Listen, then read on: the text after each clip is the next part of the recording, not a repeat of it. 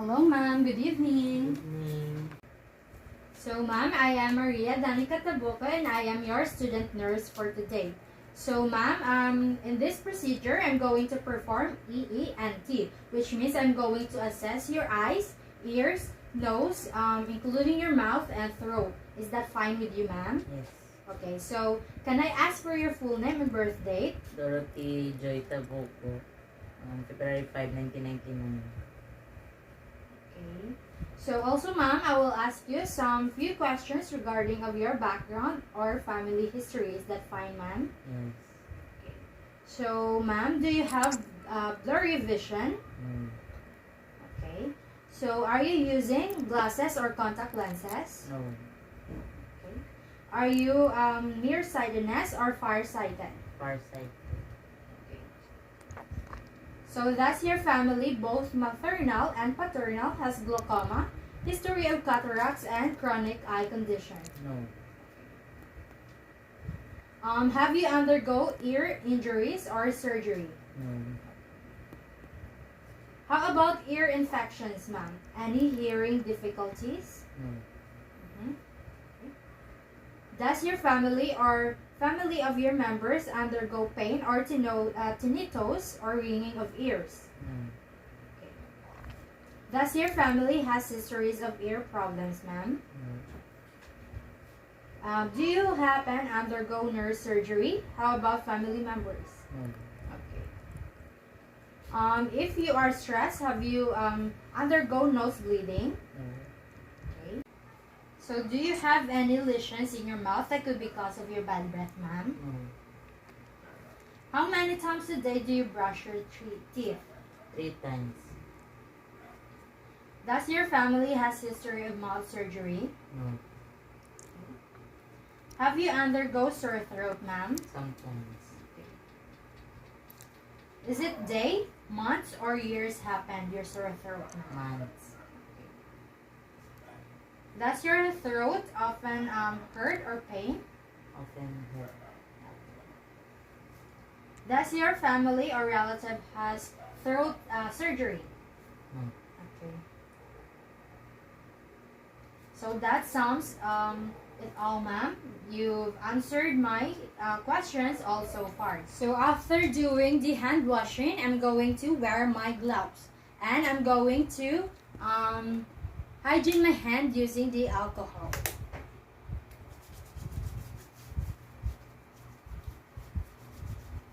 And I will wear my gloves.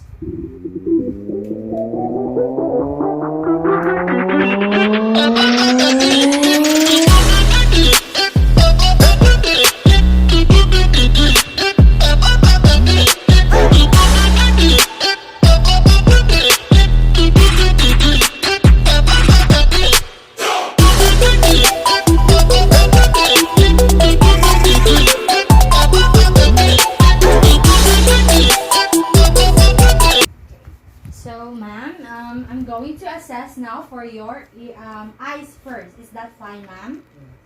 Yes. This include that I'm going to palpate or touch your eyes. Is that fine, ma'am? Yes. Okay. So, can you sit down here, ma'am?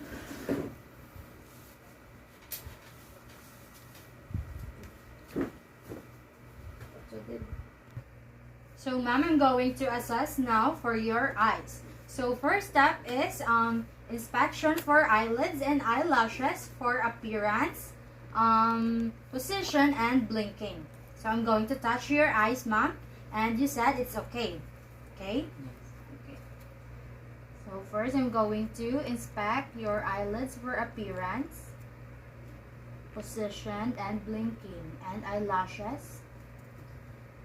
So, can you try to blink, ma'am? Okay. So, it's normal, ma'am. Your eyelashes and eyelids are symmetrical as well as well positioned on your face. And resting blank rate is estimated to be between 8 to 21 blinks per minute. So, your eyelashes are well positioned too.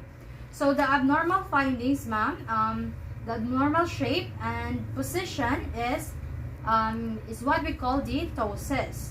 So abnormally, the abnormal mobility is lagophthalmosis or proptosis. And abnormal eyelid margins is entropion or ectropion. So swelling of the eyelid margins is what we call the dipatritis or mass. So abnormal position of eyelashes is what we call the trichiasis. Okay. Next is I'm going to observe the position and alignment of the eyeball at the eye socket.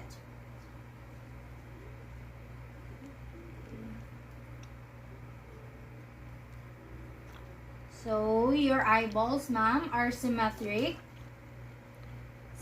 size and position. And your eyeballs are in the same place as eyebrows and maxilla. So the abnormal findings, ma'am, is the hypertropia, hypotropia, esotropia, and exotropia. So after that, next step is I'm going to inspect your conjunctiva and sclera for clarity and appearance. So first I'm going to inspect your sclera.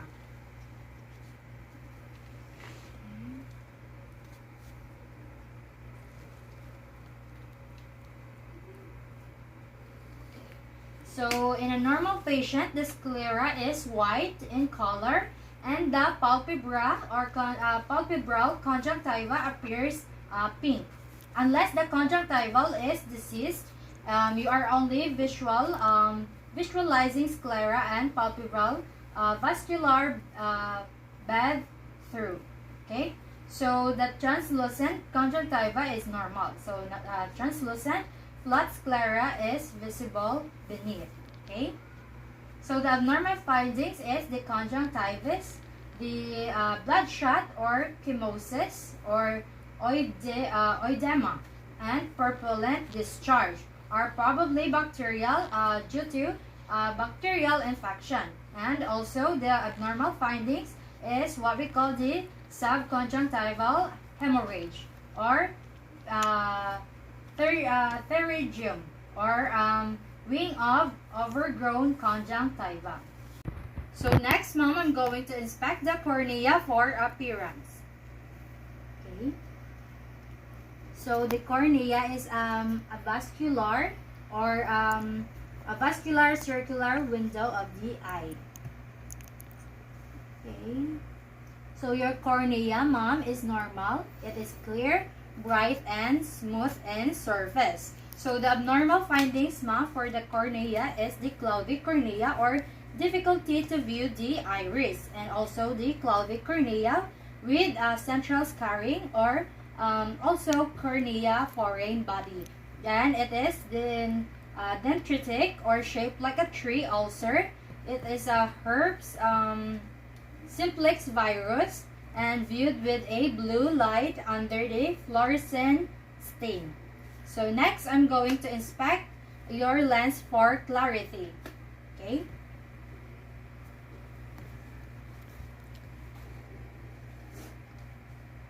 So your lens, ma'am, is located behind your iris. It's seen through the pupil. Okay, so your iris, ma'am, it is bright, even red reflex like the eye seen through in manis. And for the ano naman, ma'am, for the abnormal findings for the lens, it is dull or absent red reflex and white pupil shadows and red reflex. Okay. Next is I'm going to inspect your iris and pupil for shape, quality, and color. Up and like mine.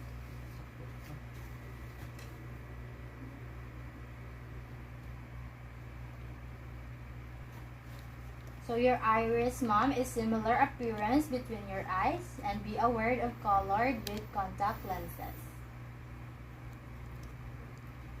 So for pupils, ma'am, it may be variable sizes but should be equal, and it retract to light and central and round. So next, ma'am, is I'm going to inspect your inspect and palpate lacrimal apparatus for appearance and response to pressure applied to lower orbital rim. Okay. I'm going to inspect and palpate your lacrimal apparatus.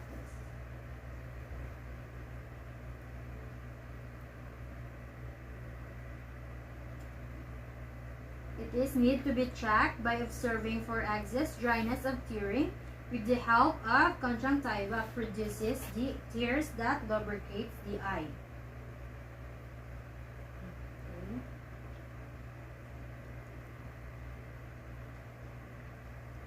So next, mom, I'm going to check distance vision with Snellen chart from 20 feet from the client. Okay, just the letter that I am pointing. E. Okay, about this man. F. P. T.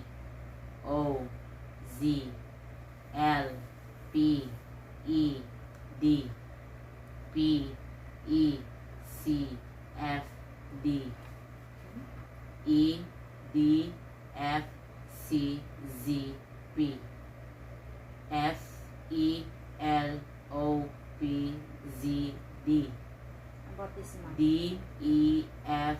P. O. T. E. C. L. E. F. O. D. F. C. D. Okay, so it sounds it up, mom, and I observed that you are really a far-sighted person, and the normal vision of your eye, mom, is 20/20, and the clarity or the sharpness of vision, it measures that a distance of 20 feet is normal. So the abnormal findings is the blurred vision or the refractive errors, and for the nearsightedness, it's called myopia. For a far-sighted person, mom, it is called hypertropia. Okay. Okay, next, mom, is I'm going to check the near vision with the use of newspaper. But apparently, the newspaper is not available. So I'm going to use the resin bomb card, and approximately 14 inches from the client's head. So, okay, so ma'am, can you just say what I'm pointing or the letter that I am pointing? O. N. V. S. R. K. D. N. R. O. Z. K. C. S. V. D. V. O. H. C.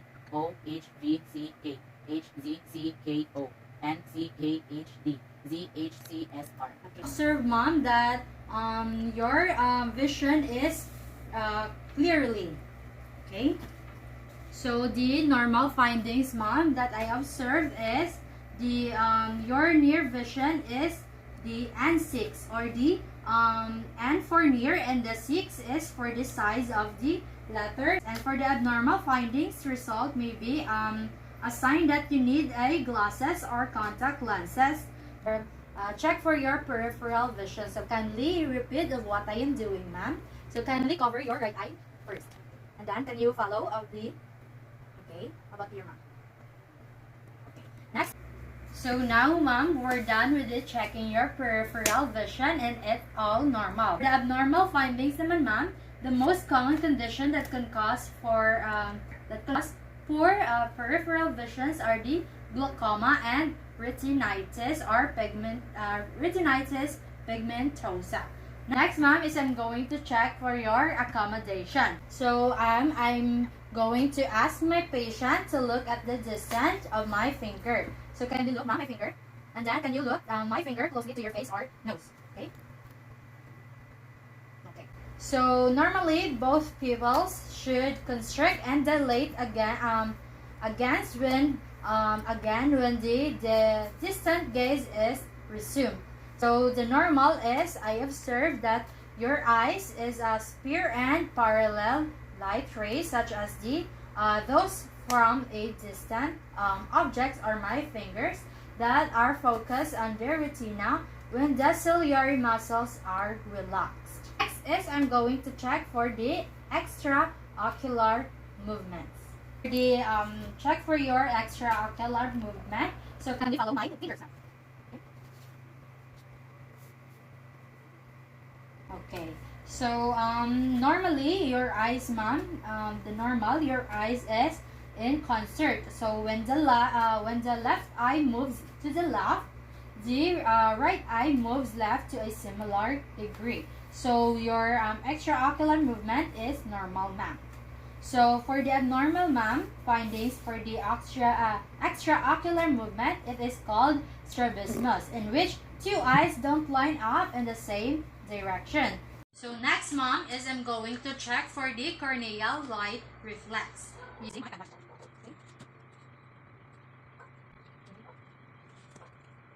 So your the corneal light reflex, I checked that it is normal because the location of the reflection from your both eyes appears that it is symmetric. And now I'm going to check for the direct and indirect consensual pupil response, ma'am. Okay, we just cover. Okay.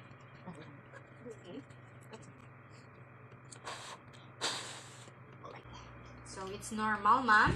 And I've seen that the normally light that is directed in one eye or in your one eye produces the pupil constriction in both eyes.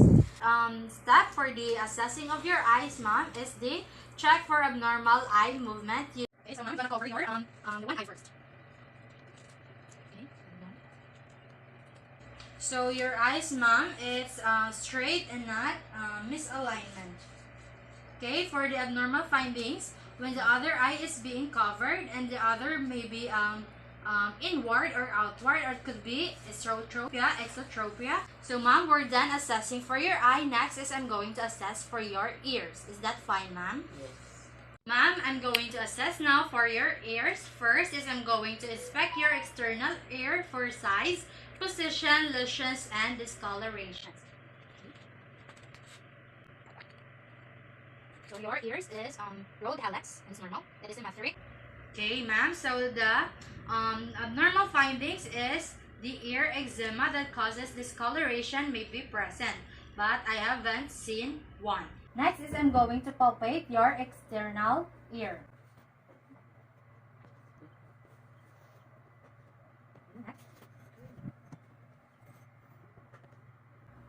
So no discomfort, pain, tenderness present, and your ears your ears back to normal.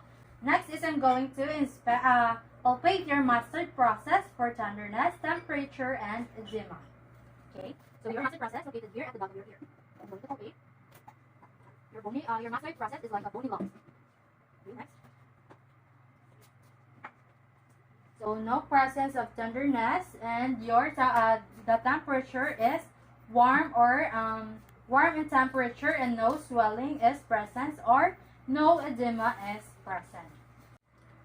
So next is I'm going to inspect your auditory canal for cerumen appearance and tenderness. But due to non-available ophthalmoscope, I'll just explain the procedure or the procedure for the auditory canal. So the normal findings for the auditory canal for cerumen appearance and tenderness, there is some hair, often with yellow or brown cerumen, pinkish gray in color, and translucent and neutral position.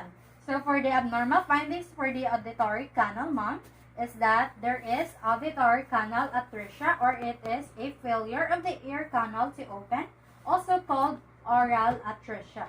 Okay, next is I'm going to inspect the tympanic membrane for color consistency and landmarks. But we need also the ophthalmoscope, but I'm just going to explain the procedure. So for the normal findings for the tympanic membrane for color, the tympanic membrane should be pale gray, should be smooth, and the prominent landmark on the tympanic membrane is the malleus handle. Next, for the abnormal findings for the tympanic membrane is it is a dark pink or lighter red tympanic membrane. It is hard, retracted or bulging, and immobile or poorly mobile. So next, ma'am, is I'm going to assess for the gross hearing ability. So I'm going to stand 1 to 2 feet from behind my client, so she can read So she can't read my lips. Okay? So I will instruct my clients to place one finger on tragus of left ear. So ma'am, can you cover your left ear? Okay. So can you repeat the two syllable that I'm going to say? Okay, ma'am. Morning star. Morning star. Okay. Pancake. Pancake. Okay. So so my patient is able to repeat the two syllable that I said a while ago. So ma'am, we're done with the assessing for your gross hearing ability.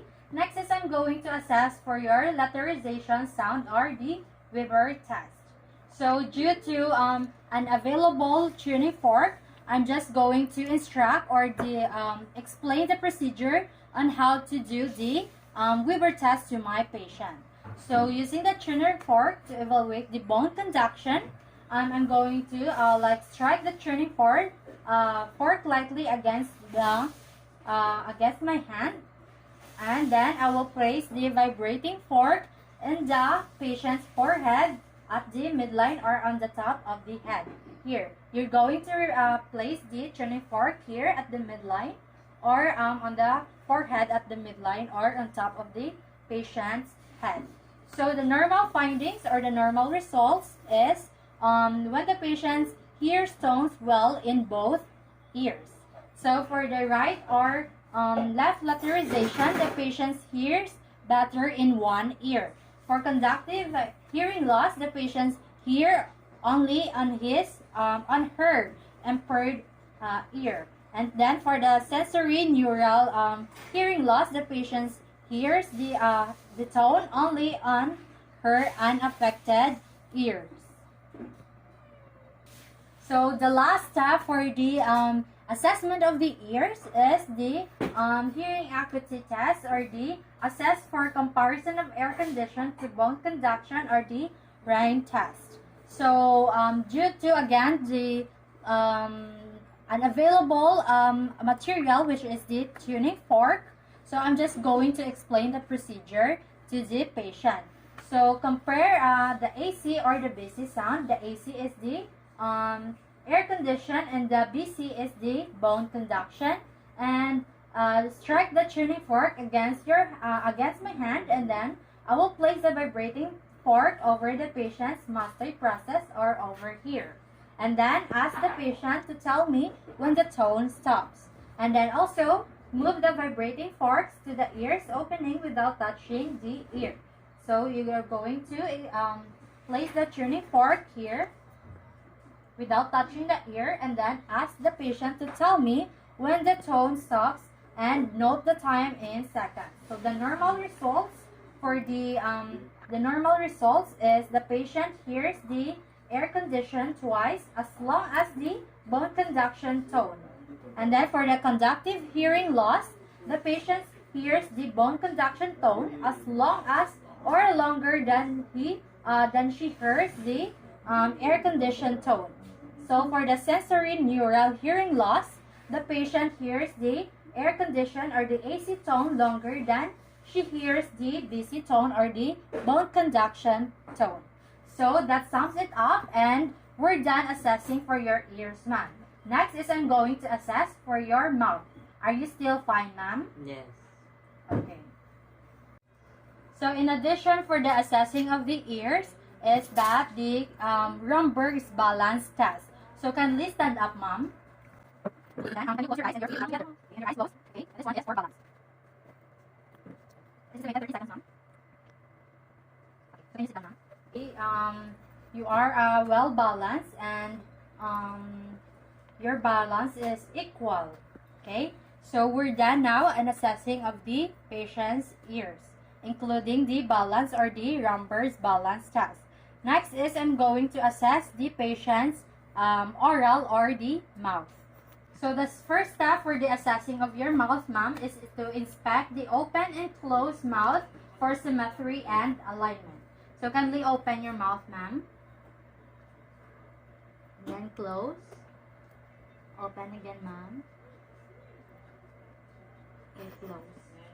So the normal findings your mouth should be symmetrical and it is even aligned and with each other. Next is I'm going to wearing my gloves. While wearing my gloves, I'm going to inspect and palpate my patient's lips for color and consistency. So I'm going to palpate her lips. Okay.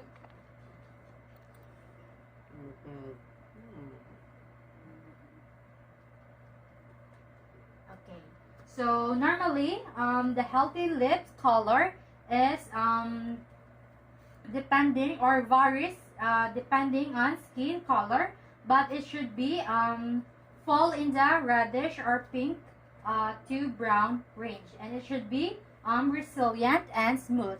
And my patient's lip is smooth and reddish and pink. Okay. So next is I'm going to inspect and palpate my patient's buccal mucosa, color, and landmarks. So kindly open your mouth, ma'am.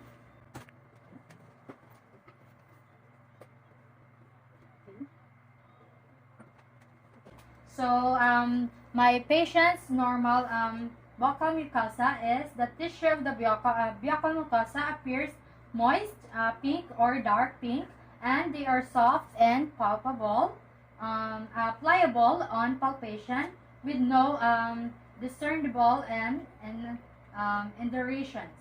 And its landmark occur either on the maxilla or the mandible. Next is I'm going to retract the lips to inspect and palpate the gums for color and consistency. So ma'am, I'm going to inspect your gums.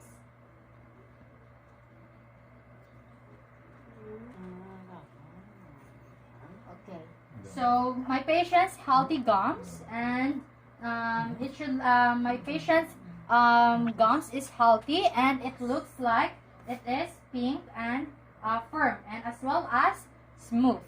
While wearing my gloves, I'm going to inspect and palpate my patient's teeth for number, position, condition, and color. So kindly open your mouth, ma'am. So my patient's teeth is normal, and then the teeth is touching with each other. No presence of gum disease and bad breath, and also cracked or broken teeth. And the teeth of my patient is natural hue of white. So the abnormal findings for the inspection for my patient's teeth is the teeth is inadequate, the teeth is unequal in size and uneven, and there is a presence of gum disease and also bad breath, cracked or broken teeth, and the teeth is yellow or brown. So next step is I'm going to inspect the protruded tongue for symmetry, texture, movement, and color. So kindly open your mouth, ma'am, and suppress your tongue. Okay.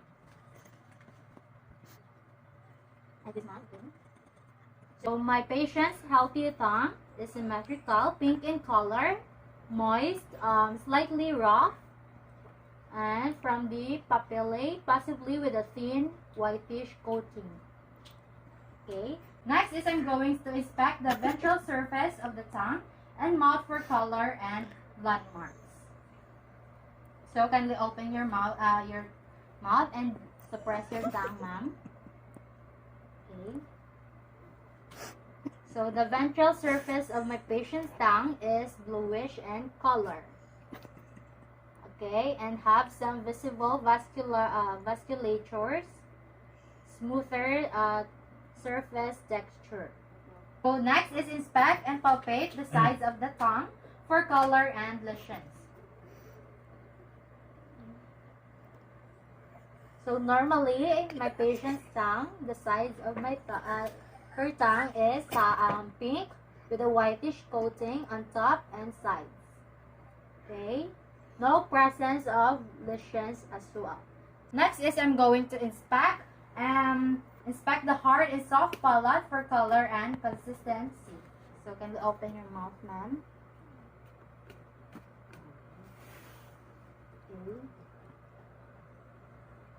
So my patient's hard and soft palate in general. The hard and soft palate is pale pink color, and then it is it should be homogeneous and spongy. So the abnormal findings is that dark brown or black discoloration and hard to touch. So the last step for the assessing for the patient's mouth is inspect the oropharynx for color and landmarks. Okay, kindly open your mouth again, ma'am. Okay. So the oropharynx of my patient's color, it is general pink in color and seen in the middle part of the throat. So that sums it up, and that is the last step for the assessing for the patient's mouth. And next is, or the last step for the assessing for the EENT is the assessment for the nose. So first step for the assessment of the nose is to observe the external nose for skin appearance and nares. Okay.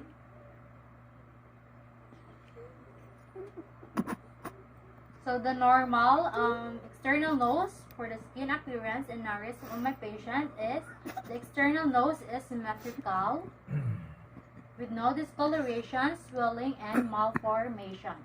So the second step for the assessment of the nose is to check the patency of the airflow through the nostrils. So kindly cover your nose, ma'am, with your finger. Okay. Just go for it, ma'am.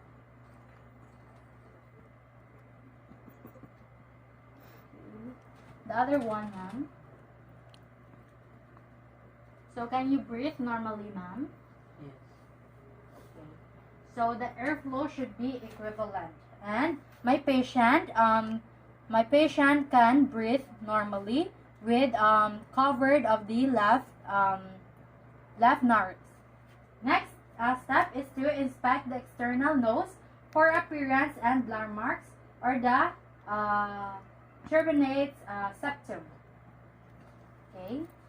Can the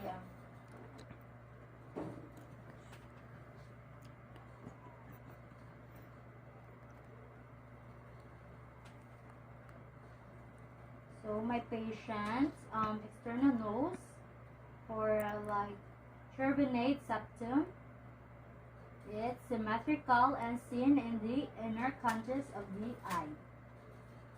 And next, I'm going to palpate my patient's external ear for firmness.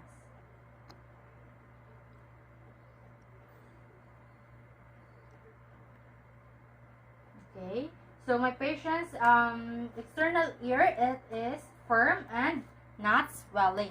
And next is I'm going to palpate the synostosis, both frontal and maxillary for firmness.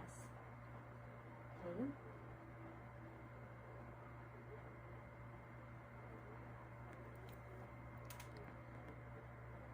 So it's firm, no discomfort and pain. Do you feel any pain, ma'am? Do you feel any pain, ma'am? Okay. So the last but not the least for the steps of assessing the patient's nose is to percuss the synostosis for resonance. So I'm going to percuss your synostosis now.